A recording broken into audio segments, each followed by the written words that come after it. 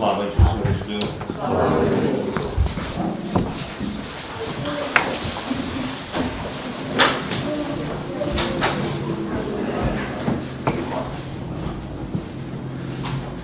For many years, when my parents were both living, in early December, I would climb on the roof of my parents' home in Los Angeles to help my father put up Christmas lights. Now, I was reminded of climbing on a roof by today's gospel. It narrates a story of healing, as we frequently hear in Mark's gospel, but it also has its own twist to it. One special aspect in today's gospel is the role of the friends in assisting the paralyzed individual. They not only carried him to Jesus, but they also showed some audacity and took risks to get their companion close to Jesus.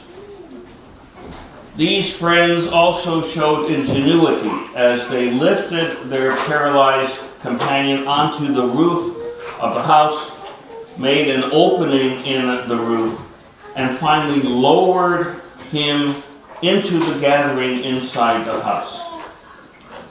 They were not deterred by the large crowd, nor by the problems of climbing on a roof with a paralyzed individual. They were determined to help their friends. And perhaps one challenge for us is to remember their audacity and determination and ingenuity in the face of any obstacles, whether walls or roofs, that hinder us from easily achieving our goals. The action of the paralytic's friend leads to the second aspect of today's gospel that is notable.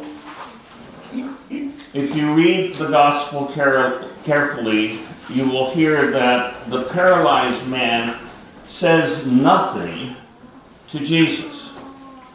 The gospel relates that Jesus responded to the sick man because of the faith he saw in the man's friends. Now, certainly our own personal faith in God is necessary in our lives for God's power to have effect in our lives. But we often forget the benefit that our faith can have on others. So thus, perhaps a second challenge for us is to deepen our faith, because of what that deepening may mean for other people. And I suggest that the third significant aspect of today's gospel concerns the reaction of Christ and the reaction of the scribes. The Lord responds to seeing the paralytic by announcing God's forgiving love for the person, a love that heals the soul by forgiving sins, and if appropriate and necessary, heals the body by restoring health. And some of those present were shocked that Jesus seemed to usurp God's prerogative. Perhaps they were shocked because they, like many in our world today, would believe only if they could see. It is easy to say that sins are forgiven, but it is not easy to verify the reality of this statement. So what does Jesus do? Jesus responds to the murmuring behind his back of the scribes by commanding the paralytic to arise and walk, so that the scribes might be able to witness God's power with their own eyes, a power that they seem to deny in their hearts. So our third challenge is to accept the reality that Jesus is about forgiveness. Besides healing the sick, Jesus regularly proclaimed forgiveness and taught others to forgive, even 70 times 7. It is easy to react to evil with vengeance, but this type of reaction paralyzes individuals and even paralyzes national leaders and draws them into the evil they say they detest.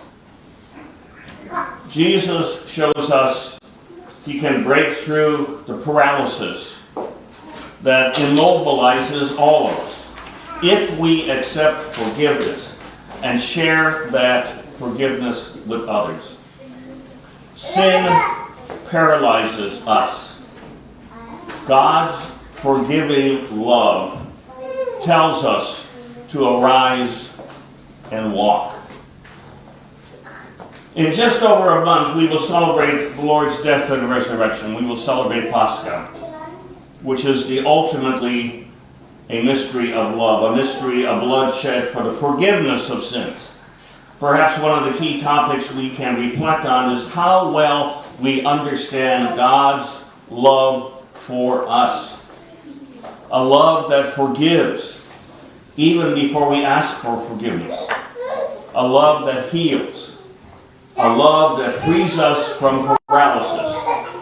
A love that gives life. A love that responds to our faith. In today's gospel, we heard Jesus tell the paralyzed man to arise, just as he would arise from the dead. Jesus also invites us to arise from what paralyzes us. Then we can jump for joy with the joy of the risen Christ. So let us commit ourselves to deepening our faith in Jesus during this holy time of Lent, so that we may understand how the Lord frees us from the paralysis of sin and enables us to arise with Him and walk with Him toward eternal life. Slava Isus Aristu.